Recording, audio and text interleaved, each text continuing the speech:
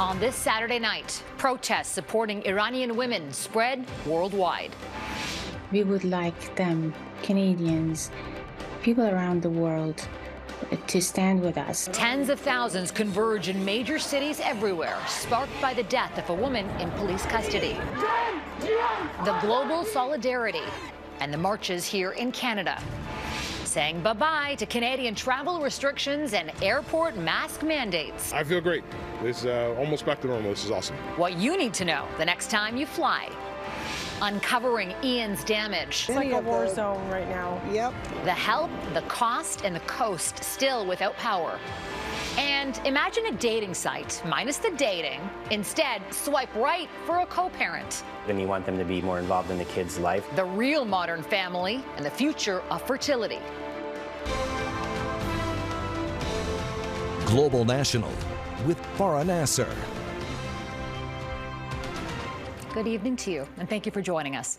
From Tehran to Toronto, from Vancouver to Vienna, in as many as 150 cities worldwide, a sea of solidarity for Iranian women after weeks of deadly nationwide protests there, sparked by the death of a 22-year-old woman. Mahsa Amini died after being arrested by the so-called morality police for allegedly wearing her hijab too loosely.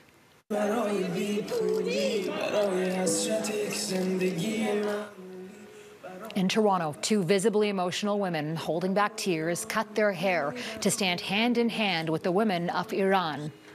When they are done, the two embrace and they're met with applause from the crowd.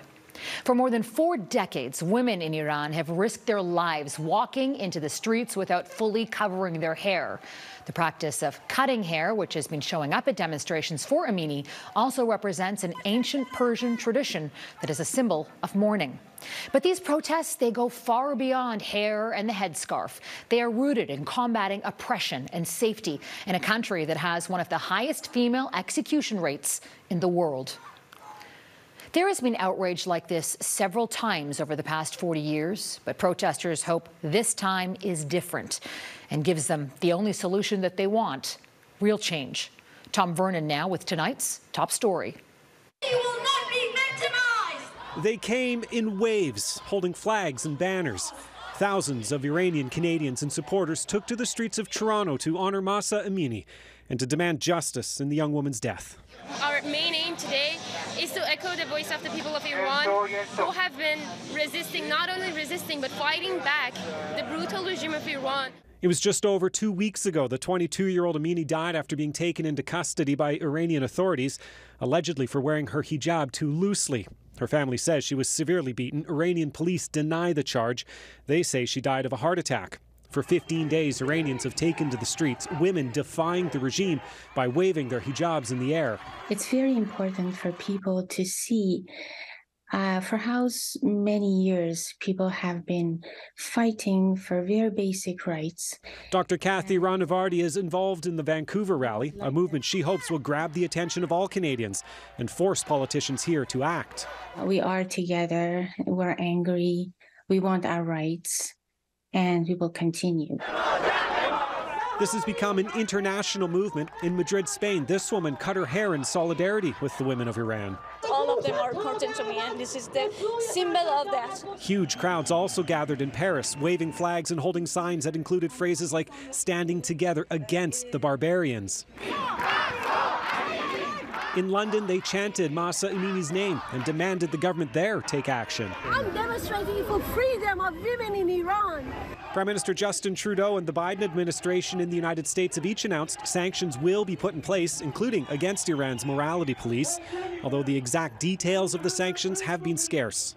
In 150 communities around the world, women and men gathered to march to demand justice, hopeful that this time the world will hear their call and change will come for those standing up in Iran. I'm angry and inspired and hopeful and frustrated all at the same time. Tom Vernon, Global News, Edmonton. Afghan women were also on the streets protesting a suicide bombing where dozens were killed and wounded Friday and demanding better security from the Taliban-run government. The demands come after an attacker detonated A bomb during an exam at a private tutoring center Friday in an area that's home to the minority Hazara community. The official death toll stands at 19 killed and 27 wounded. Even though it's expected the death toll will grow. Most of the victims are female students. Taliban officials condemned the attack, and the group's spokesperson says they would find the perpetrators and they would bring them to justice. As of today, all COVID-19 travel restrictions have ended in Canada. Travelers arriving in the country no longer need to show proof of vaccination or use the controversial ArriveCan app. The mask mandate has also been dropped, meaning wearing a face covering on planes and trains is now optional, though it's still recommended. Most passengers at Vancouver International Airport are welcoming the changes. Now I don't have to worry about getting back. I know I'll be fine. Everyone will be fine. I found that Arrive Canada app, like a lot of people, not really user-friendly until you did it 2 or 3 times. We made it through the last 2 years. It doesn't hurt us to take a little extra care. I'm okay with it. I make the choices for myself. So I'm vaccinated, but I'm still wearing a mask. The federal government says the restrictions were able to be lifted because the latest COVID-19 wave has largely passed and travel-related cases aren't having a major impact. But an Alberta infectious disease physician says the mask mandate removal could lead to a surge in illness this fall. You know, when we're going into viral respiratory season, is this really the time to remove mask mandates for planes? I would say no. I think that it is, it's just one extra layer of protection. I think for most people, it's really not that much of an imposition. We go to the U.S. next, where Hurricane Ian has been downgraded, but the death toll is rising there as it makes its way across the Carolinas. This as the search for survivors intensifies among the ruins of Florida's flooded homes. Now, at the same time, officials are assessing the damage in what's being called one of the strongest and costliest hurricanes to ever hit the U.S. And as Jennifer Johnson reports, it's now pushing its way further north. The storm surge from Hurricane Ian has left coastal communities in the Carolinas underwater and many without power. The surge came at high tide as Ian continued its deadly trek along the U.S. East Coast. There is damage, there's some heartbreak, there's work to be done. But South Carolina was spared the worst, nothing compared to parts of Florida's Gulf Coast. Just gratitude, just nothing but gratitude that we're here. We shouldn't be alive right now with that storm. This is the power of that storm. These ladies, like many on Florida's Sanibel Island, tried to ride out the hurricane. Now little is left of that popular vacation spot. Those getting off the island are being rescued by boat. Yeah, this area got it. More evacuations are being issued in Sarasota as a levee threatens to break. Other Floridians are finally returning home for the first time since the hurricane hit, finding scenes of total devastation. It's hard. It's a neighborhood that's been here for a while. Some people have lived here for 40 years. The head of the Federal Emergency Management Agency is taking a first-hand look at the damage, estimating rebuilding Florida alone could cost up to $47 billion. We have already started the planning efforts for what it's going to take to rebuild these communities, but also recover in a way that makes them more resilient. Oh, God. U.S. Coast Guard officials are surveying the damage in Fort Myers, where roads are now littered with boats. It's like a war zone right now. Yep. The Florida Army National Guard is handing out food and water. Hundreds of thousands are still without power. Officials are expecting the death toll to rise as search and rescue efforts go on. It's like the entire world just came crashing down on us. We worked really hard to have it, and now it's gone. Recovery efforts are just beginning. This powerful, ferocious hurricane punished millions. Now it will take many months, and in some cases years, to put these communities back together. Jennifer Johnson, Global News, Washington.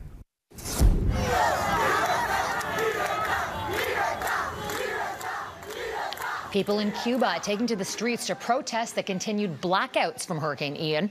Hundreds of people chanting and banging pots and pans as they marched through neighborhoods. The storm knocked out power to the entire country of 11 million people on Tuesday. In Havana, electricity has only been restored to about half the residents. Cuban officials are hoping to have the lights back on across the country by the end of this weekend. Just as he did in Crimea 8 years ago, Russian President Vladimir Putin is again seeking to redraw the map at the barrel of a gun. The Kremlin announced plans to formally annex 4 regions in Ukraine after holding bogus referendums. Earlier this week, Putin said he would defend those regions as if they are his own. But Putin's move to draft hundreds of thousands of Russian men into his war machine is now facing resistance at home. Our Ottawa Bureau Chief Mercedes Stevenson joins us now with more. Mercedes. Farah, Putin has gone all in his war against Ukraine, but there are growing signs he may have overplayed his hand. World leaders have condemned Russia's sham referendums held in 4 occupied regions of Ukraine. Prime Minister Justin Trudeau has said Canada will never recognize Russia's annexations, announcing more sanctions against the regime. Meanwhile, Putin's move to conscript hundreds of thousands of soldiers has prompted an exodus at Russia's borders, with thousands of would-be soldiers desperately fleeing the draft. Russian authorities have arrested hundreds, with angry demonstrations breaking out not only in Moscow and St. Petersburg, but in remote regions of the country. Putin's plan would see young Russian men sent to the front lines in Ukraine with minimal training, supplies, or functioning equipment. The question now is just how far does Putin think he can go? I spoke with one of Putin's fiercest critics, Bill Browder. He told me Putin sees his invasion of Ukraine as an existential war, with his own fate as Russia's president hanging in the balance. The reason he went into this war was he felt like there was a chance he would lose power and he needed a good war to solidify his support. So now he's in a situation where he's losing the war, looking weak, and so all he knows how to do in a situation like this is escalate. Browder said there's more that Canada and the West can do to tighten the screws on Putin and his regime. That could include sanctioning more oligarchs, as well as countries helping Russia to evade sanctions. Still, as winter approaches, it appears that Russians and Ukrainians are steeling themselves for a bloody, drawn-out conflict. Farah? Mercedes Stevenson in Ottawa. Thank you, Mercedes. And you can watch the whole interview with Bill Browder on the West Block tomorrow morning, right here on Global. If fixing our healthcare system is a priority, where's the plan? Coming up, our latest edition of Global's Code Blue series asks the tough questions to stakeholders. And a disgraced former senator hit with criminal charges. That's coming up.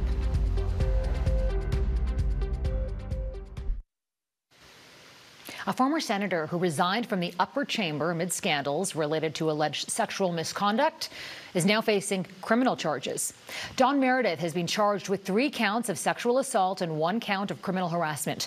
Ottawa police say the alleged incidents took place in 2013 and 2014 and were reported by an adult woman. Meredith was appointed to the Senate by former Prime Minister Stephen Harper in 2010. He resigned in 2017 after the Ethics Committee recommended he be expelled for using his position to pursue a sexual relationship with a teen girl. A second investigation released in 2019 found he had repeatedly bullied and intimidated his staff, as well as touched and kissed some of them. Meredith has been released by police on a promise to appear in court. Canada's healthcare system has been making headlines for months now. You've likely heard about long emergency waits, frontline staff at their wits' end due to poor working conditions, and patients suffering unnecessarily. Maybe you even experienced this firsthand. Now, while provincial and federal politicians say the problem has become a priority, as Jamie Morocker explains, there are no plans in place for an immediate fix. How are the semi-privates? Are they all full? Emergency Program Director Nurse Jane Casey is no stranger to managing a crisis. How are the deterioration and stuff? But it's the one she can't control, the hemorrhaging of hospital staff, that concerns her most. It's been a difficult time, and people want care, and they want care right away. Retention has become a national issue, and while politicians have promised action, provinces have been pointing the finger at Ottawa, urging more federal funding. I'm there to support them. I know their job is difficult. But the Trudeau government says monetary support won't come without, quote, real tangible results. What that means exactly, Canada's health minister couldn't say. And as Global News asked about the cash already pledged, last election, the government promised $3 billion to hire family doctors. Where's that money at? Jean-Yves Duclos walked away. We see our patients on stretchers for days on end. And we see a lack of nurses able to cover the different parts of the ER. In rural Perth, Ontario, shortages forced the emergency room to shutter on and off for months. The doors are back open now thanks to private nursing staff, a costly stopgap. It is our issue. We have to collectively sit around a table and solve it. This back and forth does nothing. For one of my citizens that needs to get to the ER. Premiers sat down with federal leaders this summer, and many health ministers say they've spoken to hospital heads, including Perth's. All the solutions are not yet in place, no, and that's why we're very concerned about the fall. Still, across the country, it's the same story. No short-term fixes and no timelines. In Alberta, Surgical Recovery Task Force lead Ronan Seagraves says implementing solutions isn't simple. Some change that needs to happen now will be disruptive, but it will be necessary if it delivers the benefits that we all want for patients. And if there's any delay, can you let me know? Timely access and quality care should be what's expected, says Casey. A priority and a right for all Canadians. Jamie Marocker, Global News, Toronto. Ahead, swipe right for a family, the future of fertility in a way you may not have imagined.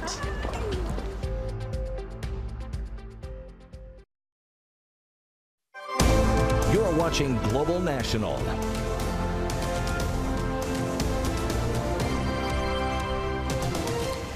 Sometimes when you want to start a family, the timing isn't quite right. And that's when some people look to fertility clinics and sperm banks for help. But those options are usually limited to just conceiving the baby, not raising it. So what if you want more than just an anonymous sperm donor? Sophie Louis has more on new options that are out there. Sophie. Many people use dating sites in hopes of ultimately finding a life partner, someone to build a family with. But there are now sites that let you skip that dating part altogether and go straight to building a family. It sounds weird, but Ivan Fadovich is convinced he's onto something. It's a lot like regular dating, but for a different purpose. He's the founder of a website called Modamily. And you want them to be more involved in the kid's life. It's like a dating site, but for people who want to raise kids. His clients can choose to have varying degrees of involvement in a child's life, from just the sperm or egg, to occasional hangout, to full-time co-parent. It's something that had particular appeal to Stephanie Reibel. Ideally, I would like a romantic relationship and a partner that's ready to have a kid, but I like that this site can give me an option for a platonic relationship, which kind of takes the pressure off. So if I do want to find somebody down the road, like at least then I've had my children and I have a great co-parent, and then they can come into my life in a romantic way and they can still be involved. Modamily claims it has the largest number of known sperm donors in the world, and where traditional sperm banks are challenged in terms of offering an ethnic diversity of donors, Ivan says he doesn't struggle with that issue. It's a new era of modern family dynamics. We'll explore more on how families are changing on the season debut of the new reality. Farah?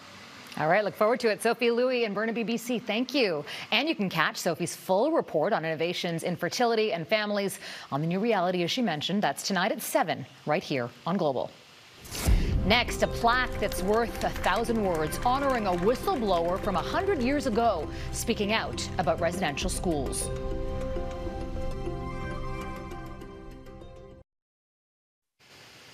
A piece of advice that was widely ignored a century ago is now getting the recognition it deserves. 100 years ago, an Ontario doctor blew the whistle on the atrocities of residential schools, calling them a national crime. Now he's being honored at the Ottawa publishing house that released his work. Abigail Beeman reports.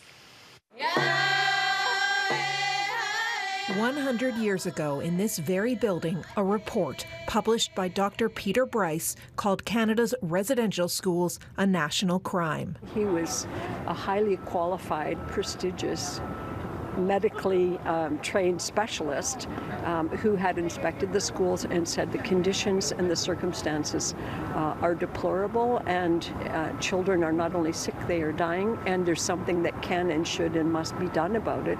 And he was ignored. Ignored. Years of dismissal from the Department of Indian Affairs. People back then did know better. people back then had solutions to save children's lives, and that the public was outraged. But when the headlines died, so did the children. And that's a lesson we need to take today. Cindy Blackstock says thousands of lives could have been saved with that information a century ago, and yet schools kept running for decades. Intergenerational trauma is real. We're in, the third generation. It wasn't too long ago in my community that they actually took the barbed wire off the schoolyard. Now, a plaque will stand on the building sharing the story of Dr. Bryce in 3 languages, French, English, and Algonquin. We are proud of him. Some of his great-grandchildren and even great-great-great-grandchildren were present for the unveiling. He started the process, and here we are 115 years later, and we're still working on reparations. This plaque will be the first in downtown Ottawa to highlight residential schools. But for years, the First Nations Child and Family Caring Society has been pushing for 8 like it around the downtown core, and they hope that this and the story of Dr. Bryce is just the beginning. Abigail Beeman, Global News, Ottawa. And we've shown this to you before, but we want to do it again. Residential school survivors and their families looking for help can call the Residential School Survivors and Family Crisis Line. The number is on your screen, 1-800-721-0066. And that's Global National for this Saturday night. I'm Farah Nasser. On behalf of our whole crew, I want to thank you so much for spending part of your evening with us. Tonight's Your Canada is Gaspé, Quebec. We love seeing your Canada, so please keep emailing us those photos to viewers@globalnational.com. Until tomorrow, take care of yourselves and each other. Good night.